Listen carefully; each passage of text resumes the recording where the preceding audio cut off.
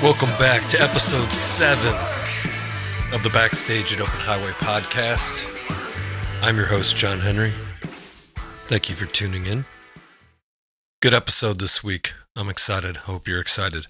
This week I got to sit down with Steve Reinhard, an independent soy farmer from Ohio. It's very interesting because we're working with U.S. Soy as a sponsor this year. They're sponsoring our main stage. They've been great partners.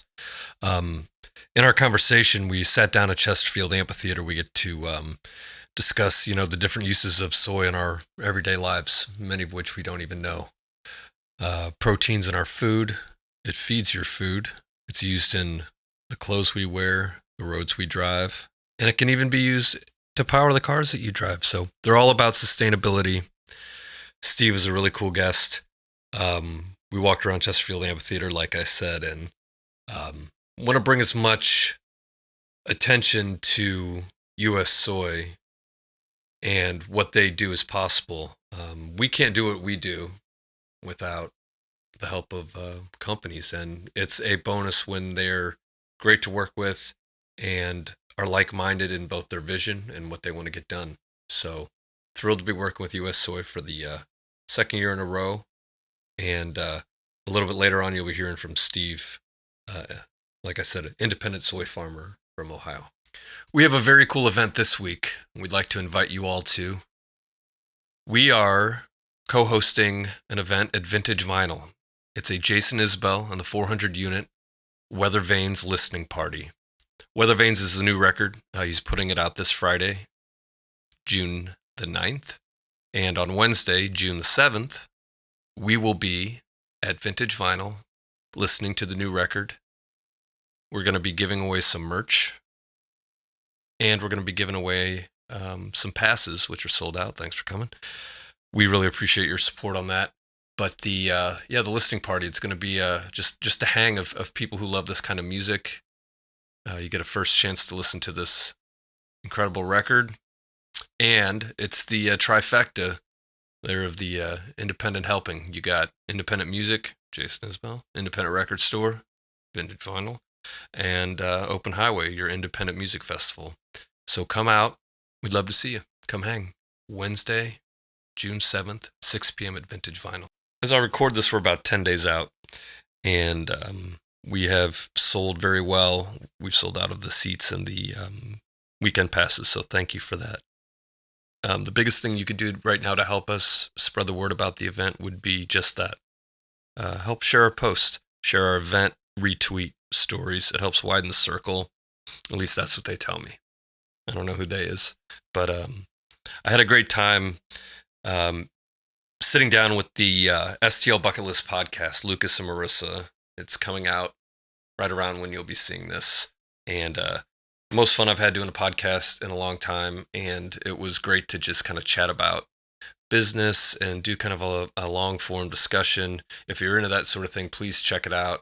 It was a really great time. I hope the episode comes across that way, and I really enjoyed that. So a big shout out to Lucas and Marissa and the RAC St. Louis Bucket List. Thank you guys. My next guest is Steve Reinhard. Steve is an independent farmer based in Ohio. He works with our main stage sponsor, U.S. Soy, and I got to sit down with him at Chesterfield Amphitheater to talk about the day-to-day life of a farmer in 2023 and how it's evolved so much from, the stereotype of a farmer with, overalls and some of the older looking methods. Some of the older methods, they could not be more high tech now. He busted out his iPad, showed me the fields that he's working on right now. It's really cool. It's always nice to see the people behind the companies that you're working with. And like us, they're committed to sustainability and being a good community partner. So I sat down with him. You'll hear more of our interview. I said this in the intro, but our sponsors mean a lot to us because they help us do this. And in our case, they're really cool people and like-minded. And that's just a massive bonus. Had a great conversation. I hope you enjoy it. Hey, everybody. This is John Henry. Thank you for joining the Backstage at Open Highway podcast. I'm here with Steve Reinhard from U.S. Soy, who made the trip in from Ohio today. Yep. Good to be here. I made the trip in from Ohio, and great to be back in St. Louis. Yeah. So, what part of Ohio are you in? North Central Ohio, so North I'm about an Central. hour north of Columbus and about an hour south of Lake Erie. Cleveland Browns fan? Cincinnati Cavs? Bengals, actually. Bengals. Yeah. Oh, okay. Yeah, even better, right? Well, not in my area, but yeah. Yeah. So, we're an independent music festival. We've been working over the course of 12 years now to build something here, and I feel like there's a lot of similarities with U.S. soy and U.S. soy farmers. Can you tell us a little bit about your day-to-day life?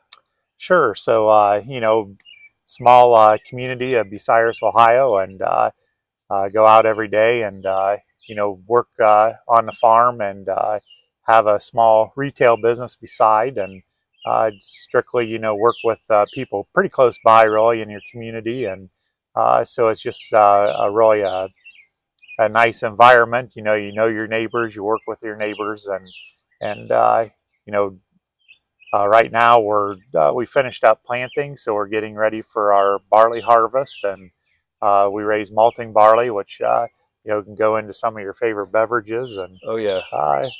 and then after that, we'll plant soybeans again for the second crop in those particular acres. And um, so yeah, it's just there's never a dull day. It's always something fun and different to be doing. And you look forward to work every day. Yeah, look forward to work every day. That's a blessing in disguise for sure. It's not really even in disguise. You know how good it is when you enjoy your day. Yeah. One of the things that you know is important to us is the independence of our music fest and just being able to do things that we feel can help serve the community. And I think again, there's some similarities with U.S. soy and the independence of the farmers working together. Well, and that's the big thing as we go from the Dakotas down to Mississippi, Louisiana, clear over to the East Coast, and as far west as Kansas, and even into Texas. And so we get a big growing region and a lot of different opinions, but we bring all those individual opinions together, and we try to better what we can do for the soybean industry, and basically translate that back to how it can help our individual communities. Okay. As our festival has worked more with U.S. soy, me especially, I've gotten to learn all of the different things that soy is actually involved with in our daily lives, and I think it's so much more than everyday people would actually know. Could you tell us a little bit about all the different things that U.S. soy is involved with? Yeah, so it's really interesting, and we're even kind of actually going through a transition phase right now. And but of all the different things, soy has been considered in Asia as a main food product, and we're trying to get more, for example, soy into the human diet, whether it be the soy as a protein itself, maybe it's soy fed to another protein source. It could be soy oil that you use to cook your food in. So that is still a big player in what we do, but we're also looking at oil. How can oil now help us move more into a sustainable marketplace? Right. And so it could be a biofuel that we're looking at how we can maybe extend our fossil fuels. We're looking at maybe how we can run particular motors basically on 100% soybean oil. So that's another big aspect of what we're looking at. And then any other product that uses petroleum. It could be the shoes that I have on my feet Right. from Skechers are made out of technology that Goodyear uses to put in tires. The treads of the tires, and it's also used in these Skechers tennis shoes. Um, so it's funny that we talk about back on the farm. I can get in my Ford pickup, which has soybean oil used in the foam of the seats. I can have soy biodiesel in the fuel tank of the truck, and I can be running on Goodyear tires with soybean oil. And I can even pull out into the driveway or the road, which is constructed now with soybean oil in the asphalt. And I can be pulling a trailer full of pigs that have been fed soybean meal. Yeah. So it's just a whole rounded thing that we can do, and just a lot of different aspects of how soy can reach our everyday life. So many elements. Yep.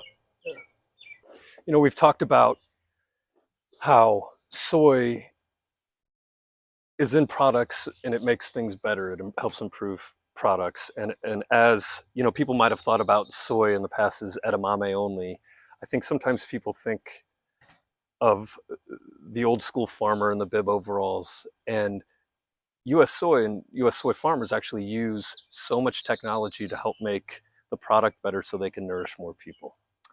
Yeah, so the one thing we talk about with production, today is sustainability and how we can be, more sustainable. And sustainability has a lot of different meanings, but usually you have to have a little bit of all of them in order to make something, really sustainable. So, we talk about the financial aspect of sustainability. We talk about the environmental, part of sustainability. And so one of the things we do at the United Soybean Board is we can invest in those new soybean hybrids, new soybean technologies that help us to use less pesticides, help us to conserve water, help us to conserve soil, less runoff of chemicals and nutrients. So those are all things that we can research, and we do research and then implement back out on the farm. And we have a big climate smart initiative.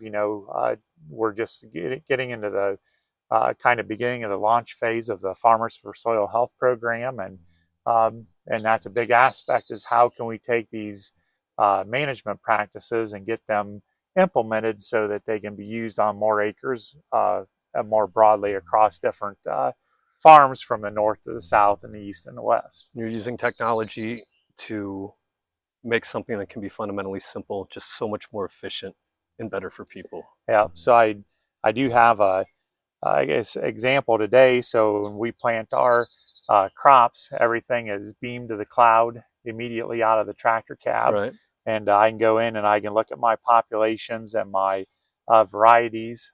So this particular population is working with a company here in St. Louis, actually, Bayer, and we're planting soybeans, 2 different varieties in a plot, and then they'll take our planting maps, our soil maps, our different types of soil. So every field has a little bit different makeup of the soil, and then they'll test the yield of those products on those soil types. Wow. And they can do all that from St. Louis without ever having to come out to the farm, and because all that information is beamed straight to the cloud for them to take advantage of. Technology helping to nourish more and more people.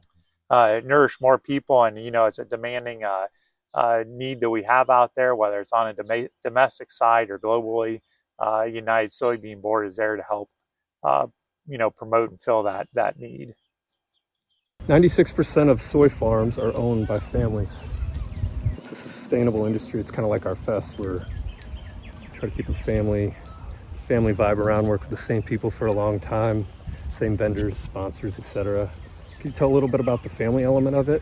Sure. So we have about 515,000 soybean farmers across the United States, and like we said, 96% of those are all family owned, and we'll find some soybean farms in our area that may have 4 generations, working on the same farm. And, it's one of the things when we talk about, being sustainable. Well, not only are we talking about maybe reduced inputs or using environmental sustainability, but how do you sustain that model, the family farm, from 1 generation to the 2nd to the 3rd, and maybe sometimes even into the 4th and 5th. And you use technology, like you were showing me on your iPad earlier, to make life easier and make the effort more sustainable.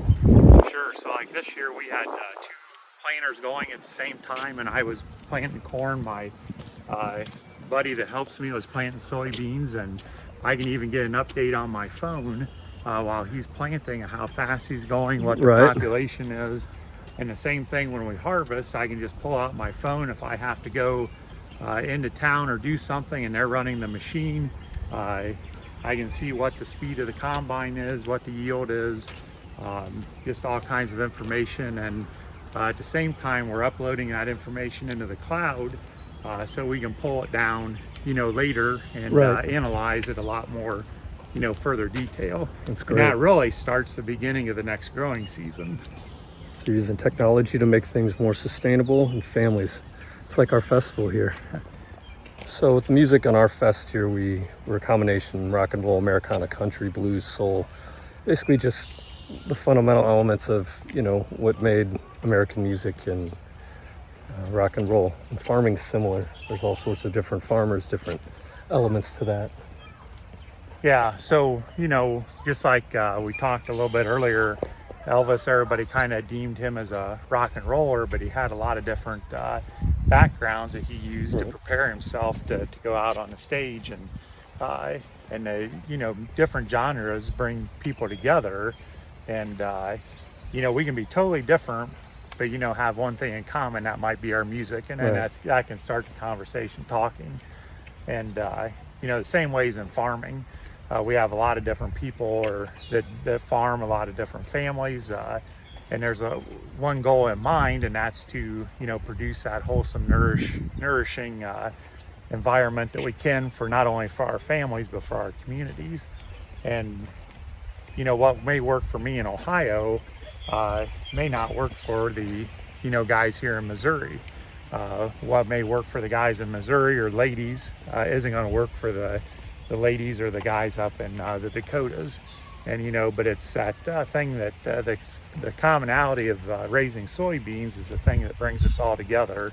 And then we can start that conversation, and then we start to build on the better good because of it.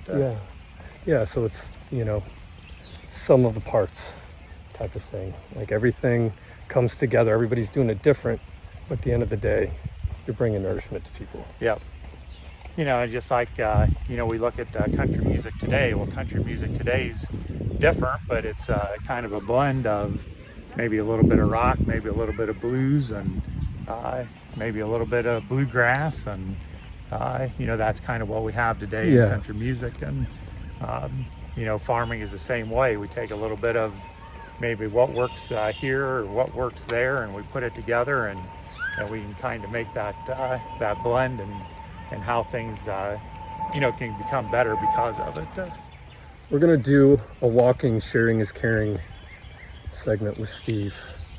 You're from Ohio. What's your favorite Ohio sports team? Well, probably the favorite Ohio sports team would have to be the Ohio State Buckeyes football. Yeah, beat Michigan? Most of the time. Most of the time. Who's your favorite football player from Ohio State?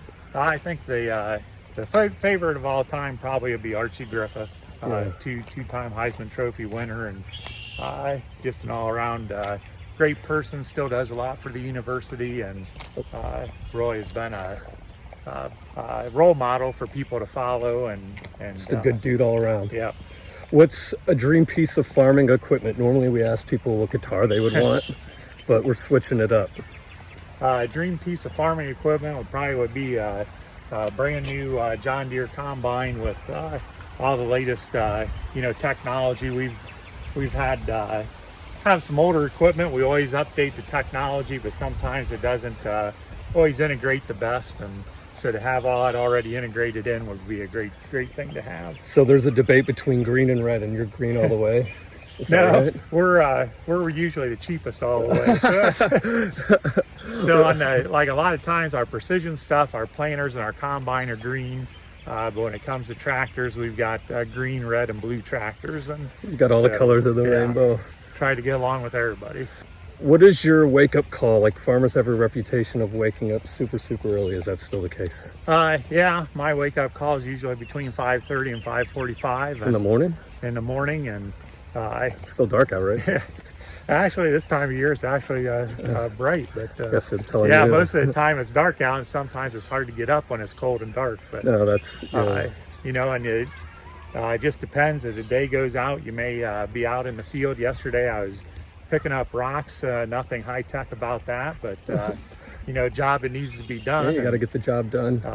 Like I said, in the winter, we spent a lot of time analyzing data, getting ready for the next planting season, and we're actually we have a seed dealership too, and we're actually kicking off our 2024 sales starting now, and we just really wrapped up the 2023 planting season. So always something going on, always something out in the future, and some of it's never a dull day. Every day is different, and some days you're using the highest tech equipment, beaming stuff into the satellites and back down. And some days you're picking up some rocks. days you're picking up rocks.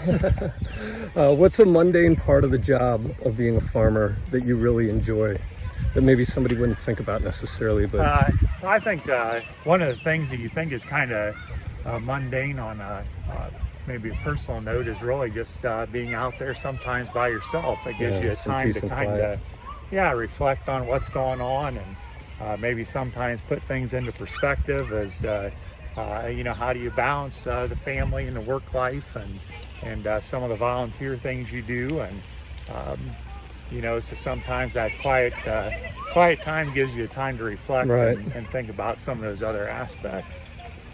Well, I really appreciated the chat today. Sit down. It's nice to meet you. I wish you the best of luck. We're thrilled to be working with US Soy at Open Highway. We're trying to put on the best event we can, like you guys are trying to, the best that you could be. So thank you for joining us and for your support. Nope, no problem. It's great to be here and great to be a part of this event, and to bring forward to the community what we do and how it touches their life every day. Yeah.